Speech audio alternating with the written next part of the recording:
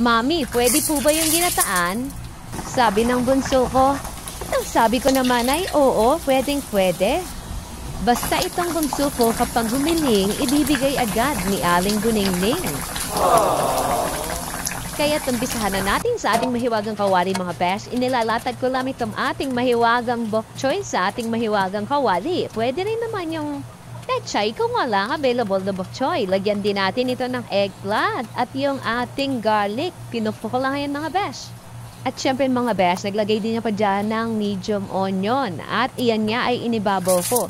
At ginapaan nga ito mga besh. Kaya meron din tayo ditong siling haba at siling labuyo. Syempre, ilalagay ko na rin dyan yung ating pakalawang gata at 3 bilyong rock salt. At syempre, yung ating hindi mabilang-bilang na marites sa tabi-tabi. Tinapang ko lang ng 3 minuto. At syempre, isinunod ko na inagay yung ating vinegar. At pagkatapos yan mga besh, ay ilalagay ko na yung ating natirang bok choy dito sa ibabaw ng ating ginataan. Naglalagay ako niyan mga besh sa ilalim para iwas dikit doon sa ating mahiwagang kawali at ilalagay na nga natin yung pinaka-kakanggata nito. Tinakpan ko lang dyan mga besh ng 3 to 4 minutes at nung kumukulo na nga, ay eto na siya mga besh. Nabawas-bawasan na yung sabaw niya. Hindi ko siya masyadong pinatutuyo mga besh dahil ginagawang sinigang ng anak ko yung pinakasabaw nito. Nasa sa inyo pa mga besh kung gusto niyo pang bawasan o patutuyo-tuyuin pa yung pinakasabaw nito para lumabas lang yung katas.